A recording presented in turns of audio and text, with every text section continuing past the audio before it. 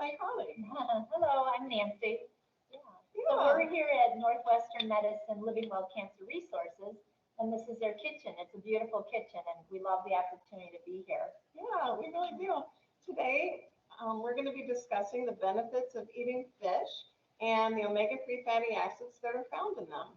So these are really beneficial to us, and that's why we decided to take on this topic, whether you're going through treatment or not.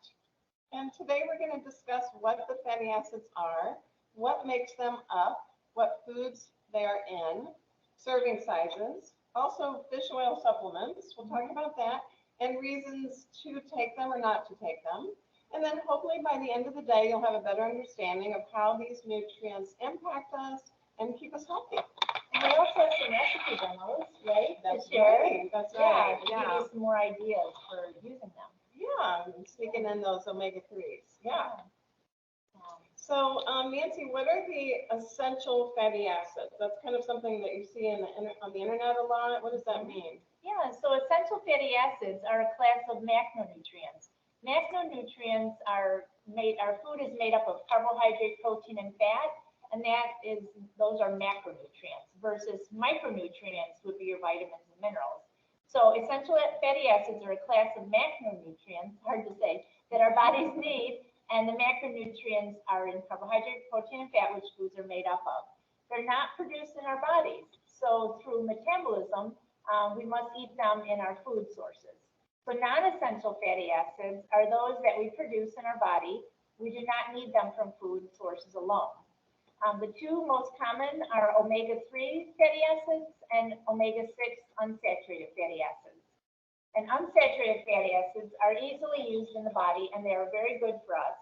Examples would be monounsaturated olive oil versus saturated fats are found in animal products, and they can lead to plaque buildup and other health issues, and we want to limit these. So those sources would be like the fat around meat, the skin on chicken, and then like coconut oil, palm oil. There's a variety of sources. So Mary, what are omega-3 fatty acids and their components? Yeah, before we dive into that question too, I did want to ask if anyone has any specific questions that they wanted us to address during our presentation. We certainly are happy to have you put those in the chat and just make sure that we're answering all of your questions. It's kind of a big topic, and so there may be something specific that you're interested in. We kind of took the questions that we get at the Cancer Center, and those are the ones that we're addressing right now, but we're happy for you to put things in the chat. Is there anything right now that anyone might have that would be a question that you want to bring up at this time? Or is there anything that you would like for us to address? And if you don't have any questions now, at the end of our presentation, before we do the cooking demo, there'll be opportunity then as well. So we don't want to put anyone on the spot, but just kind of think about that as we go along. Yeah, so feel free to put those in the chat and just let us know as we're going along. So to Nancy's question, we were talking about the omega-3 fatty acids and what are their components. Omega-3s are a molecule, and they are in the cell membrane, so that's where they're giving the cell their structure. And there's 3 specific types: EPA, DHA, and ALA, and those are the ones we're going to focus on today. They have really long names. So the ecoestranoic, decohexanoic, and alpha-linoleic. That one's a little more easy. That's why we use abbreviations. Yeah. So these are different forms of fatty acids that work in our bodies to reduce that inflammation. Now, you may have heard in a previous class that we talk about chronic versus inflammation versus acute inflammation. Now, chronic inflammation can lead to illness. It's kind of throughout our body, and it can lead to diabetes, heart disease, or even cancer. And this is why we talk about foods that have anti-inflammatory properties to prevent these kinds of illnesses. So those are anti-inflammatory foods. We're going to be using some today, but and we have some salmon recipes, so that's on the list, as well as some leafy greens, some berries, citrus, using cruciferous vegetables. A lot of those are in that anti-inflammatory group. And also chronic inflammation can come when like your diabetes is out of control, your blood sugar's out of control, or asthma's not well controlled, or rheumatoid arthritis. You know, when things are controlled, then you get that balance and you can keep things in check. But when it's out of balance, you get that chronic inflammation and yeah. Right, so it's good that you have foods that have those anti-inflammatory properties so that you can decrease that chronic inflammation. We know about acute inflammation because that's like when we twist our ankle and you see a lot of swelling. So a lot of those T cells are going right to that area to help heal that. The chronic inflammation we don't see as much. So that's where we really have to take care to have those foods in our diet. So speaking of foods, what foods contain omega-3 fatty acids? That's kind of a big question, right? Yeah, so there's a lot of foods that contain healthy fatty acids, and they're important for fats that provide many health benefits. Studies have found that they may also reduce inflammation, decrease blood triglycerides, and even reduce the risk of dementia. So the best fish sources would be salmon, and that's what we're doing in our recipes today, because I think a lot of people like salmon. It's kind of if you're not big on fish, salmon's a pretty acceptable one. Sardines, cod, shrimp, mackerel, and tuna, light tuna, and that's another one we'll do a little demo on because it's pretty well liked by many people. And these are the most well-known sources of omega-3 fatty acids, and this can be challenging for vegans to meet their omega-3 fatty acid needs. And so here are some plant sources for you if you don't like fish. Not everyone likes fish, so but it doesn't mean never ever. Like, try new things when you have the opportunity. So flaxseed, chia seeds, walnuts, and we have that in our recipe. Soybeans, leafy greens, and then foods such as cereals, pasta, dairy that are fortified with the omega-3 fatty acids. And even if like you like to bake and you want to make some blueberry muffins and you want to throw walnuts in there, it's contributing to your omega-3. So there's little ways to get that opportunity. I know when I went to Alaska, I had some really good fish there that I normally didn't eat, and it kind of helped me try new things. But also if you go out to eat, that's a good place to start to order fish because you didn't have to prepare it. And like a white fish is pretty mild, and it's one that many people might like as an introductory fish. I think too, the reason why we chose fish to cook as part of our recipes today is because a lot of people have them, it's like a mystery. Like, how do you cook fish, and what do you do with it? Like, I know it's healthy for me, but how can I make it at home? Yeah. Right? Sure. Yeah. So Mary, what are the recommendations for purchasing fish? Yeah, that's another thing. I think it's a little bit tricky, and you want to make sure if you're on the coast, you know you're going to get fresh. But what about here in the Midwest? We're not near an ocean. So the fish sources that are most recommended by the Food and Drug Administration we're going to talk about those in a minute, but those are ones that are like salmon and some whitefish. And they want us to be careful about certain types of fish because of the mercury content. So to avoid the excess intake of mercury, you want to stick to the recommended servings too. So we're going to talk about that. For example, the white tuna instead of the albacore tuna will have less mercury. So albacore tuna is okay to have, but you probably just want to have it once a week. So this is the solid white albacore tuna. So that is okay, but because it's a larger, more bottom feeder fish, it's going to have more of a mercury content possibly. So that would be just to limit that to once a week. And we say that of any food too, things in moderation.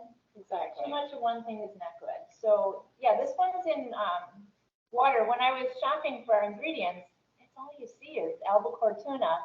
So I did find this is like a wild yellowfin tuna in extra virgin olive oil. So, and it's kind of nice. It's in its own little individual packet.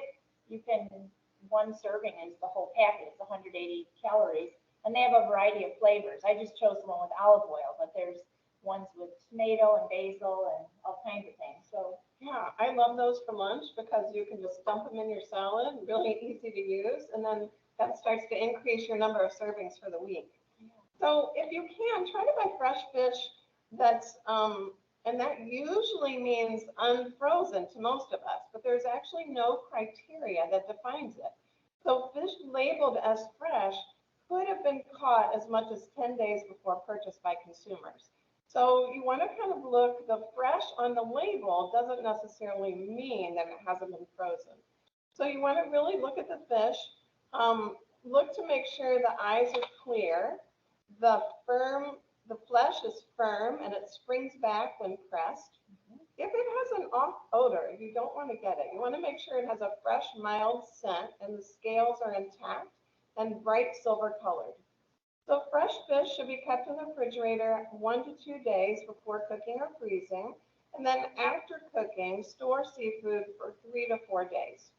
Any frozen fish or shellfish will be safe indefinitely, however, in the freezer, but the flavor and the texture may be compromised if you keep them there a long time. And the brine too, and that's true of meats too. When you freeze meats or even poultry, it's pretty indefinite. You know, usually they say a year is pretty decent, but anything longer, it'll be safe, but it won't have as good a quality, or it could be a little dry too. And what I was going to say. Yeah, so but I want to tag team on that too, Yeah. and just say make sure that when you're taking it out of the freezer, just like when you're purchasing it, if it has an off color or an off odor, you know, maybe it was broken, or you know the packaging was broken in the freezer, Right. something like that where it might have been compromised, throw it out. Especially for those of us that are in treatment, we don't want to take any chances with food safety. So just making sure that you know that it doesn't look bad when you're pulling it out of the freezer as well.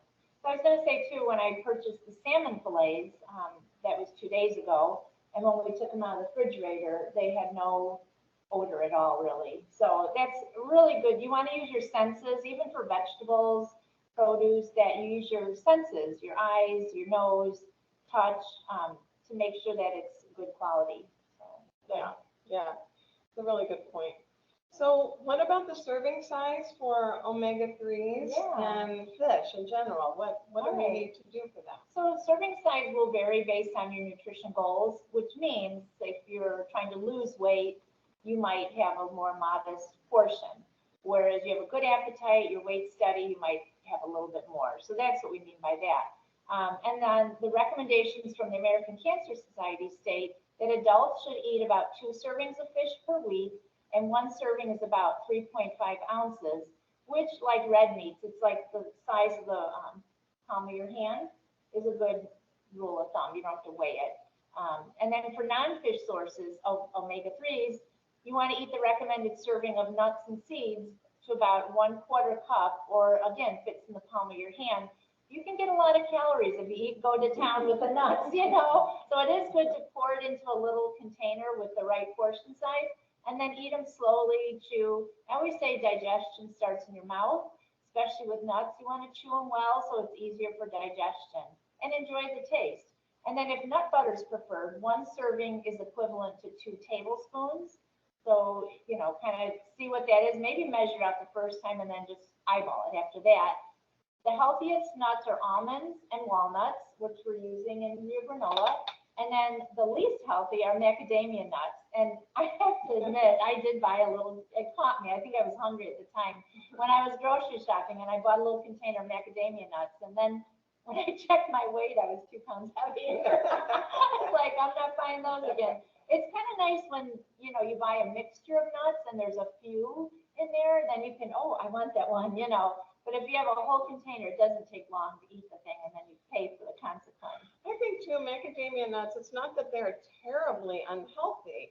It's just that they have a little bit higher fat content. So having them in moderation is okay. Yeah, There are a lot of times you'll see them as a garnish on desserts, and they taste very buttery, right? So they're still plant-based fats, but we still want to just monitor in moderation. Same with like the fattier fishes, right? Like salmon is going to be higher in calories because it has a higher fat content, whereas the white fish would be lower in calories. So you can base it on your serving size or the type of product that you're And also, I don't know if it's still this way, but macadamia nuts were often roasted in coconut oil, which is a saturated fat that you want to avoid. So Anyhow, eat the nuts that you like and sprinkle into salads, sauces, vegetables, or whole grains such as brown rice or quinoa. And I was going to say too, for people who are going through treatment, a lot of the doctors will just say, keep a jar of nuts by where you sit, and maybe a macadamia nuts might be not a bad idea if you're having trouble maintaining your weight, like you're still struggling with losing weight and you don't want to. It's unintentional weight loss. But go to town, have whatever ones you like, but don't go overboard. But just know that it's a protein source and tasty, and it'll add to your calorie content and protein. Some people don't realize that nuts are high in fiber. Yeah. Because they seem easy to chew, but they are high in fiber. So if you're having certain symptoms, then you might not want to have them. Yeah. But I do like them as a protein source, especially if you're on the go. Yeah. They don't have to be refrigerated. They're a great way to sneak in that protein. Or also, if you are trying to avoid weight gain, keeping a little bit as a snack, like to tide you over from lunch to dinner. If you don't want to. Right. Yeah, be careful of that snacking when you're preparing a dinner if you're that hungry, because it's just going to add too many calories. So, I don't know what to say. I couldn't remember what it was. Yeah, so just keeping that jar is really good, chewing them well. Oh, I was going to say the nuts are one of the best sources of vegetable protein too. So it's a good thing. So Mary, what's the difference between consuming omega-3 fatty acids from food sources versus supplemental sources? So taking a pill form. Yeah. So we know that dietitians are usually recommending nutrition from food first. There are a lot of these little micronutrients. Nancy talked earlier about the macronutrients, the carbs, the fats, and the protein. The micronutrients are those vitamins and minerals, and then even smaller, like lycopene in tomatoes. Yeah. All those nutrients are in food. So we want to get those from plants, from fish, containing omega-3 fats, and many other good nutrients such as protein and fiber that we talked about just a minute ago. So food sources of omega-3 fatty acids contain more nutritional variation than anything that can be purchased in pill form. So we're kind of back to that moderation and eating from the rainbow and making sure you're getting all of those nutrients from all the different colors of foods. Supplements often contain about 30% of omega-3 fatty acids in the actual supplement. The rest of the ingredients are added by manufacturers. And a lot of them are not approved or surveyed by the Food and Drug Administration. So often in treatment, there are many, including omega-3s, that we wouldn't recommend. So we want to make sure that you don't eat a lot of these foods.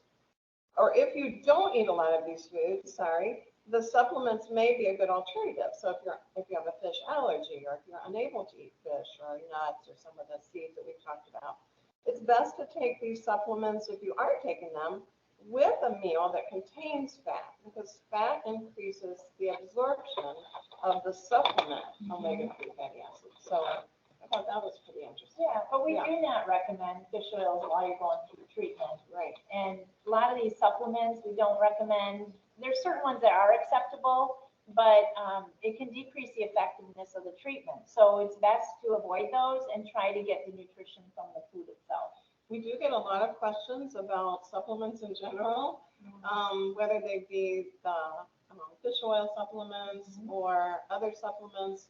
And we are just concerned because they're not regulated by the Food and Drug Administration. Yeah. And the American Cancer Society, even for when you complete treatment, the American Cancer Society says don't rely on supplements, still try to get it from food itself. And that's why we promote the Mediterranean diet or lifestyle. You hear it every class, and that's what we promote here because it's so healthy and it contains a lot of the nutrients that you need, because there's an increased need for the vegetables and fruit.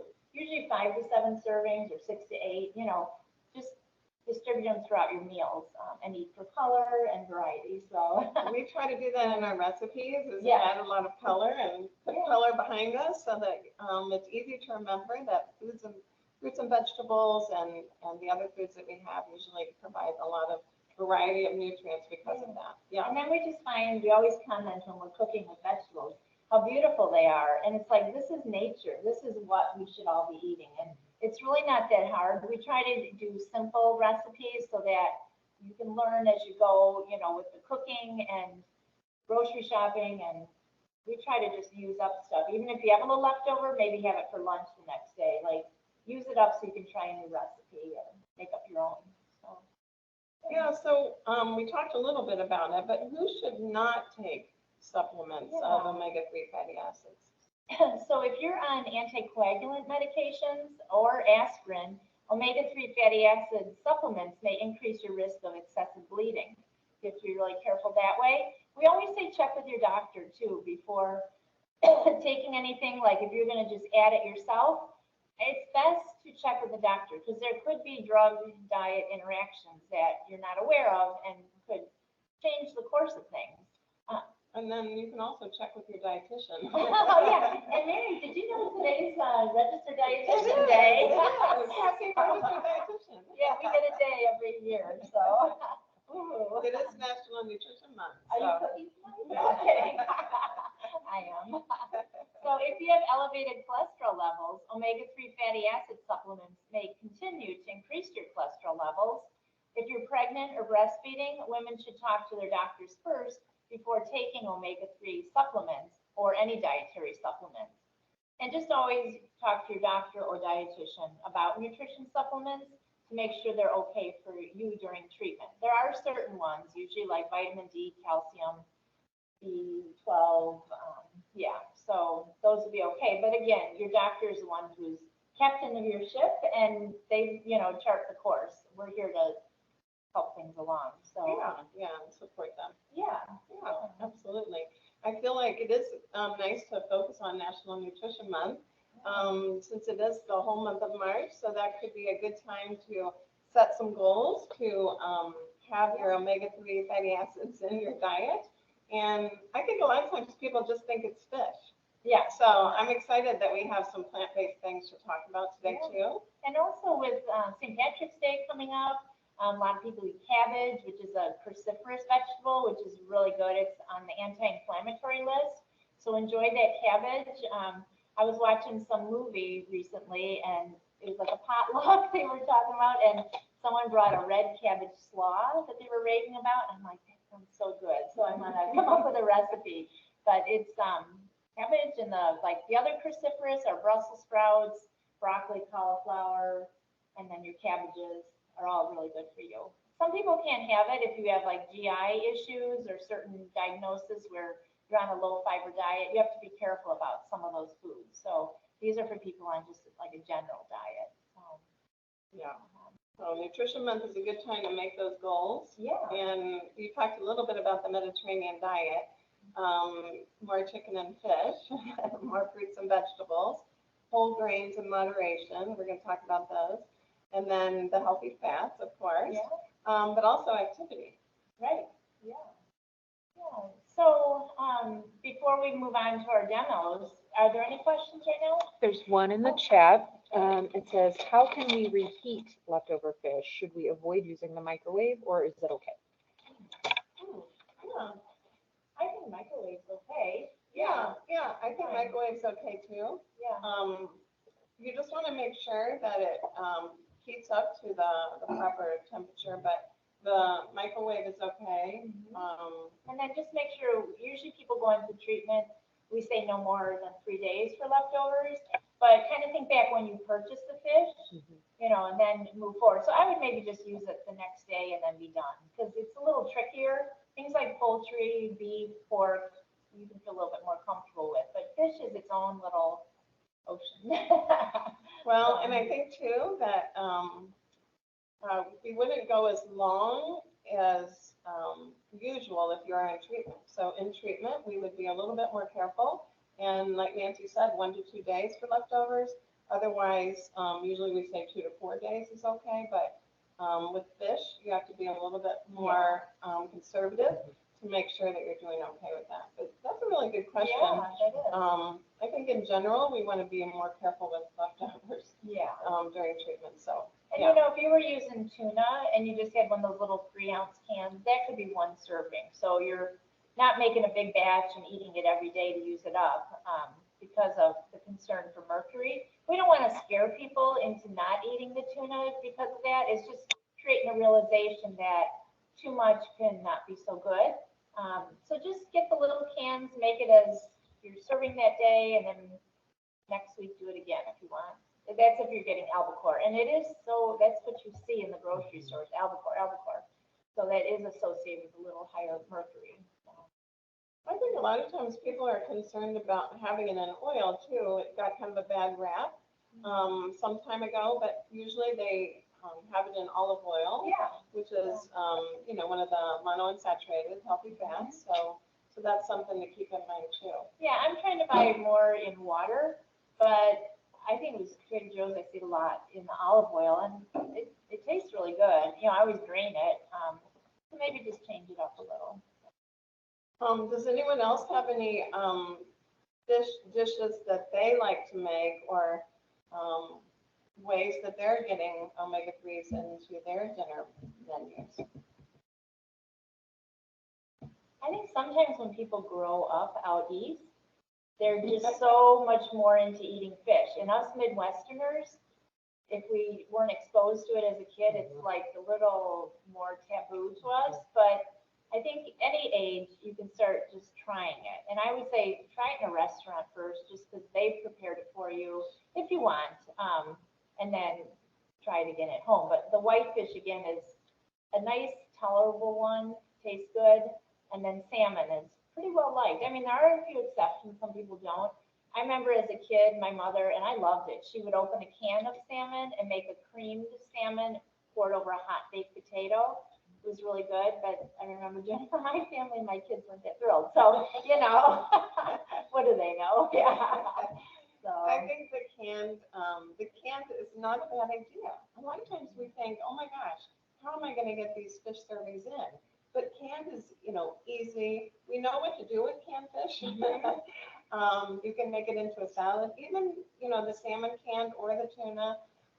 It's not that hard, and we're going to show you some examples shortly. So I also have a little story about sardines. When I was a kid, my father started this. He actually was from out east, so he loved all fish. But he said, okay, I'm having the sardine club. And it was taking a saltine cracker and putting a sardine on it.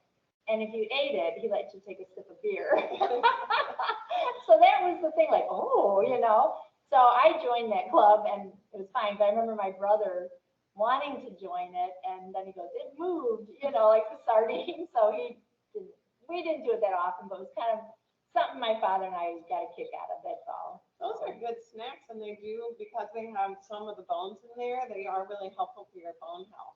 Yeah. So good calcium source. Yeah. And your omega-3s. Yeah. There's another question here.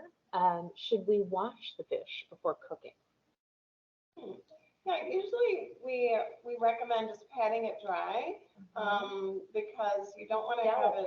Yeah, it's very delicate, and if you wash it, then the filaments will be disrupted. So usually it's not needed to wash it. Yeah. If you feel like it might look like you need to wash it, maybe don't purchase it. Because you, like I said, you want it to have that nice color. You want to have that kind of bounce back flesh. Yeah.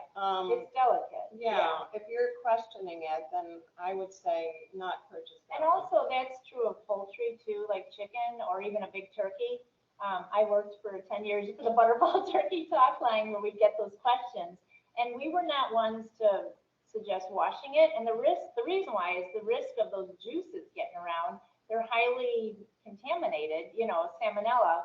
So they changed the bag for the Butterball turkey that was just kind of a rip, easy, and you just transfer it right to the roasting pan on a rack. And just, we weren't wanting people to rinse. I know everyone's got their way of doing things, and it's hard to break out of that. But it really wasn't suggested that you needed to do that. So just wash your hands a lot. I was just going to say, just remember that it's just like meat, that you need to wash your hands after you cook it. And then when you touch it again, you want to wash your hands again. A lot of times, too, when you're cooking fish, I usually test with a fork. And if you're inserting the fork and it's not done and it's still raw, then you want to put that in the sink or dishwasher, get a new fork to test the next time.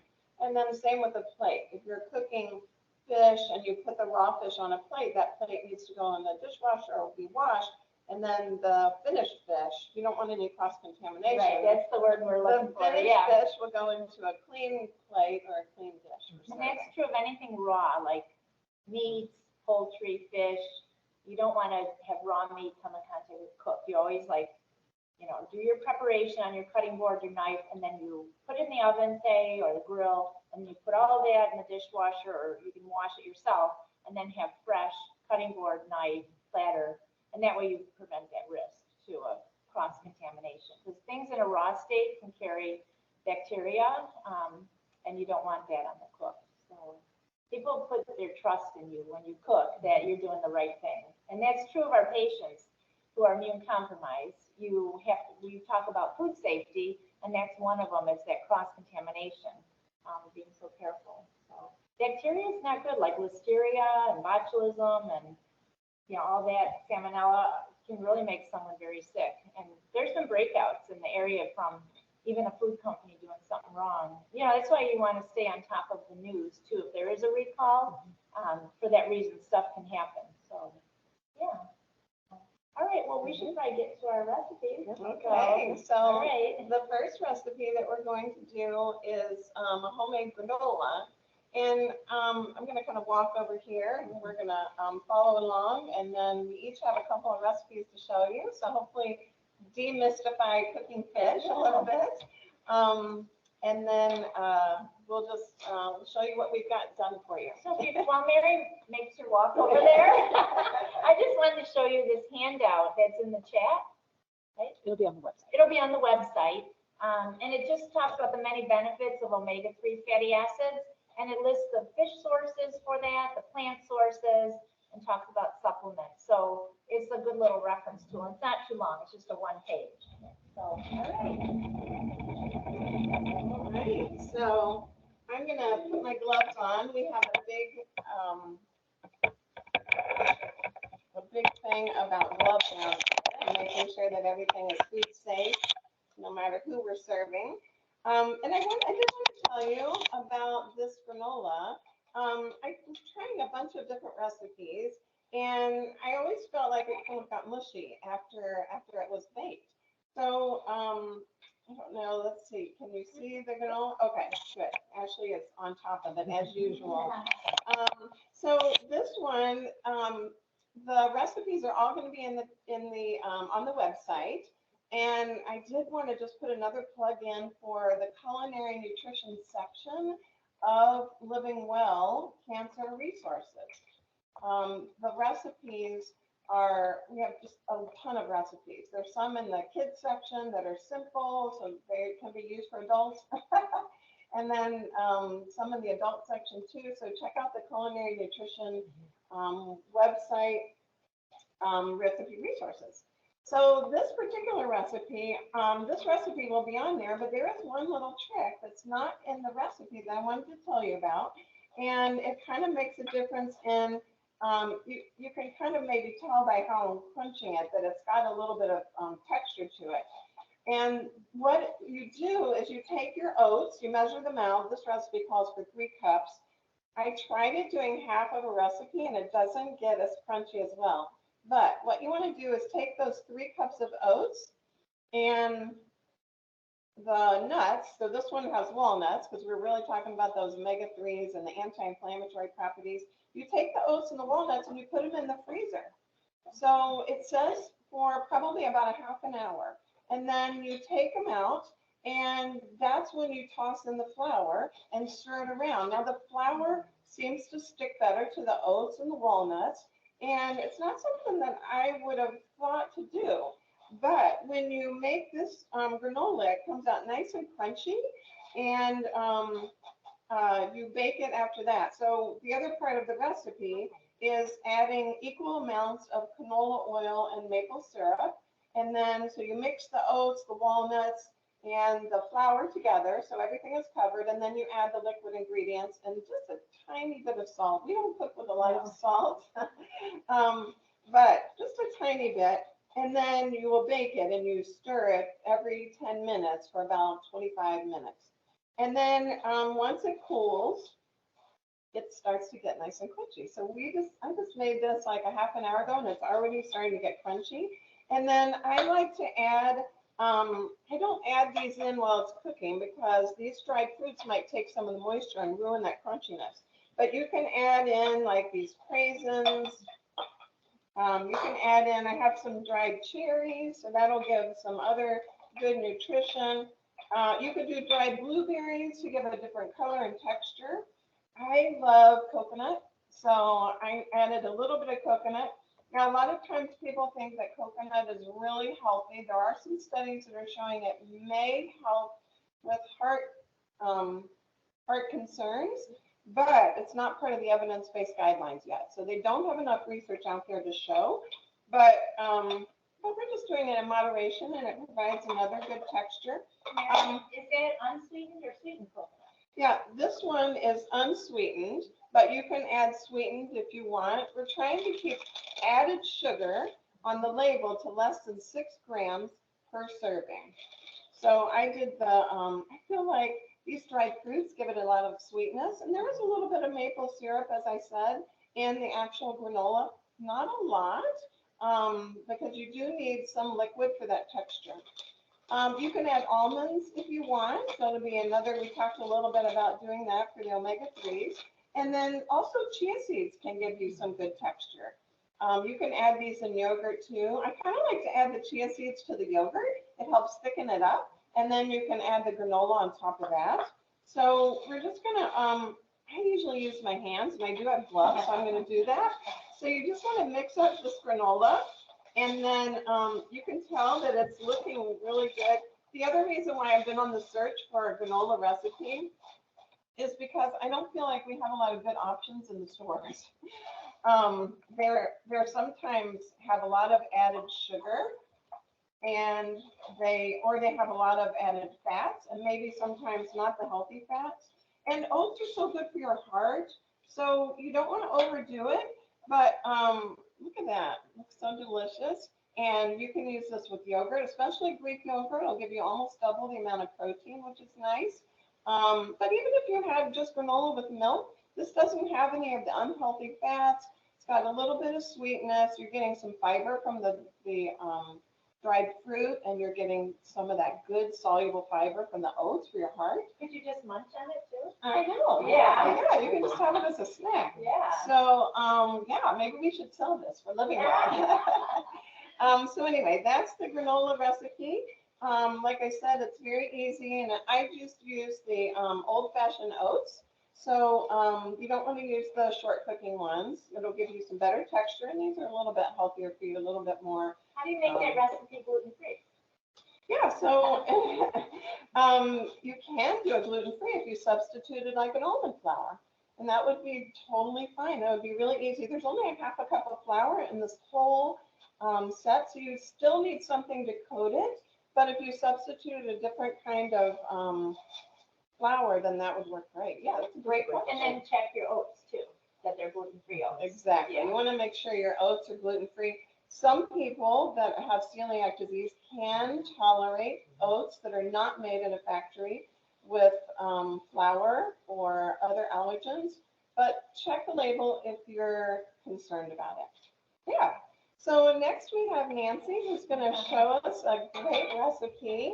I think she's doing tuna next. I'm gonna do the salmon. Salmon. Okay. Hi, all right, so this is called a stir-fried salmon and pepper. So I just used 2 different peppers. I used orange pepper and a yellow pepper. I just chopped up into smaller pieces. And then I put probably about 4 cloves of garlic in here. And that's just to give it flavor. And I sauteed the vegetables first in olive oil. And then I put the salmon right in the center here.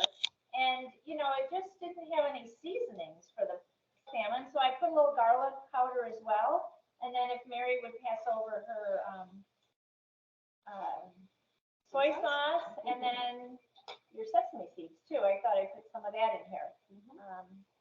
And then to check to see if your salmon is done, you want it to, it's like around, I don't know, just they said about 15 minutes to cook through. And you can also tell by its flakiness too that the salmon is done. But you can also take this opportunity to add other vegetables too, like cauliflower or broccoli would be good, or cut up cabbage is nice. So yeah, and then when we serve it, we have some little brown and wild rice mixture. So I'm gonna let it cook a bit more because it needs a little longer. And then we're just gonna put it right on this bed of rice. These was just a little microwavable product. We didn't want to get too much because I'm not making a ton for a lot of people. And then I'll just put a little, I might just put the sesame on here. And then put the fish on top of the vegetables. Yeah, so you're getting a lot of vitamin C from the vegetables and they're anti-inflammatory.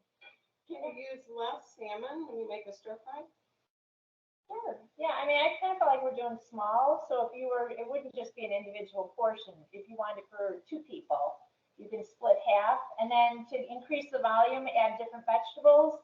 You know, you can even serve it over a pasta, a whole grain pasta, or rice, or whatever grain you like. Yeah, so it's gonna be colorful by just changing up the peppers. They did call for 3 peppers, but I kept the rest for display, but that would have been really pretty too, having I don't use green peppers as often. I find sometimes people don't tolerate them as much. They kind of come back on you.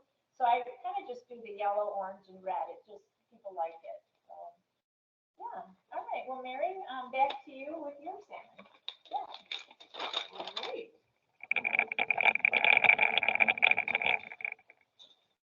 So this salmon recipe is a baked or broiled. I made the sauce on the stove top first, and you kind of start with basting the garlic, or just sauteing it with a little olive oil, and then you have it's got a little bit of molasses and soy sauce and a little balsamic. So yeah, it's got a little stickiness to it, a little bit of sweetness, but then the balsamic kind of balances it out. And then you broil it, and we broiled this. I wanted to show you a little bit about how the inside of it looks. I don't know if you can see really well, but it's flaky and it's not rubbery on the inside. So then you know that it's cooked through. Now, one thing to keep in mind when you are making salmon is that when you bring it out of the oven, it's going to cook. It's kind of like making banana bread. It's going to cook for a few minutes after it comes out. Same with eggs. You got to turn it off right before they're done if you're scrambling. And this salmon is similar to that. It cooks a little bit, almost looks like it's not quite done, but then it finishes up when it's outside. So you actually put the sauce on here before you broil it, and then it only takes 5 to 7 minutes. So so you just kind of watch it and see how it works. I love how this, because it does have a teeny bit of sweetness, it's kind of got a glaze on there, so it's got a little bit of a crunch, which is yummy. So we're going to just slide this over into our platter here. And then we've got that wild rice. Sometimes for our food demos, we're using this wild rice, brown rice mix that you can microwave. And basically to show you, you don't have to wait 40 minutes for your rice. You can have that good whole grain, and you don't have to worry. And then what you can do too is if you want to have a little bit of extra sauce here, I'm just going to baste it on here so that it kind of gives it a little bit of oomph at the end. Boy, it's making us hungry. And then another tip too, with the sesame seeds, you can just put them in a non-stick pan like this. And because you don't even need oil or anything, and you just brown them up a little bit. So that gives them, kind of releases the flavor a little bit. So we're just going to put those right on top, kind of as a little garnish, but it really does add some additional omega-3s, and also it adds just a tiny bit of protein. So yeah, a nice little texture. Yeah. So I do like adding that, and you know, Nancy and I both like that idea. So yeah, we'll just show you how to use it in both ways, and then you're basically done.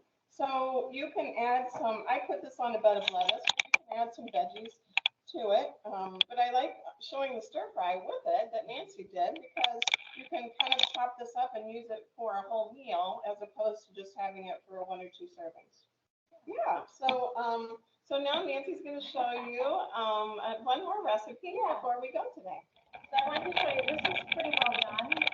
It's the salmon. I did add the rice to it. I just thought it'll heat it up and, you know, you can just eat it all together. So I think that looks really good. And I might even take her extra sesame seeds and throw them on.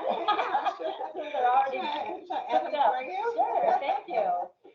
So this is just very basic, and I didn't put a recipe in the chat or the website because I think everyone has their recipe for making tuna salad, but I am using this can here. I just thought we have it on hand. It's the solid albacore in water, and then you drain it, and then I'm just gonna flake it a little bit too to separate it. And then this is what I do. I just I'll put some red onion in there, a little color, give some flavor, and then celery. I like to put a lot of celery. I like that crunch. You're getting a vegetable in that way. So I really do load it up. This is going to be more of a putting it on a bed of lettuce, so it's not like in a sandwich or anything where it's going to be harder to eat and cut and everything. It kind of extends the tuna, right? Yeah. It gives you a little bit more more bang for your buck. And then it adds more opportunity for vegetables to add. So then I'm going to just add a little sweet relish because I think it just gives that good flavor. And then just some Dijon mustard. I'll go ahead and use this. I like mustard. They have all different types, like horseradish mustard. I like that burst of flavor. It's really good. And then we'll just top it off with some mayonnaise. And then I would just add some, stir it up, and see what kind of moisture, you want it nice but you don't want to overuse the mayonnaise. So can you use other things besides the mayonnaise? You could, yeah. I mean, some people might add beans to it, like chickpeas. So avocado? Sure. Hummus. Done that. If I haven't had mayonnaise, I ran out. What can I use? So I've done it, and it actually tasted pretty good. So it's just very basic, but I love tuna, and we bring it often to work. We're like warning each other, we got tuna today. So then we're just gonna put it on this bed of lettuce, and I would probably have sliced, like I like those seedless cucumbers. I might arrange those around it, or those little grape tomatoes would be good.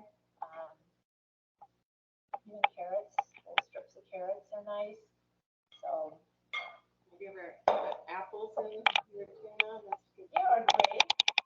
Even some dried fruit like around it. So because when you mix up these textures and chewiness or hardness, it adds the mouthfeel. That's what eating's all about. If you had everything cut the same size, and it might get a little boring, but when you have more moisture kind of foods and more crunch and more chewy, it just adds a lot of interest. And then the final thing for the salmon is going to be the walnuts. We top it with walnuts. You can even put a little on your tuna too. Any nuts. Walnuts go with so many things. But you don't have to just eat the walnuts. Like you can add them to foods, to kind of get more ideas for all that. Yeah, I think this looks delicious. Yeah, I can plate it real quick, maybe. But here we have a little conclusion. So we hope that you got a better understanding of how healthy fats can help us and impact us and can help keep us healthy. You just want to start slowly to incorporate these omega-3s into your diet. It's just, we call it like baby steps. But really, when you think about it, like try the walnuts, try the granola, try tuna one day, try fish. You have to do it all at one time. Yeah, right. So remember to have a goal of including, okay.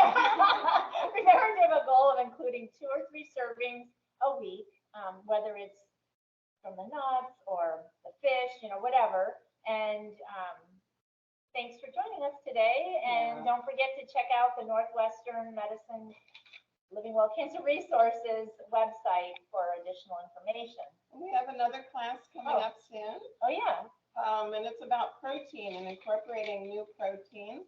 It's on the 22nd of March, and I think it's at 1 o'clock. Yeah. So we're really finding we need a lot more protein for weight maintenance and also for post-surgical and after age 65, we're noticing too. So because we've had a lot of questions about that, we're going to be talking about how to incorporate protein in meals and snacks. So I just wanted to say, notice the lemons here, the lemon, the Yellow. garlic, olive oil. I was thinking about it like, yeah, we should have lemons on our display because fish goes good with lemon. Like lemon on fish makes it really good. So anyhow. Definitely. Well, thanks so much for thank joining you. us today. Have a great, do we have any questions? Oh. Okay. All right. All right, thank you. Thank you.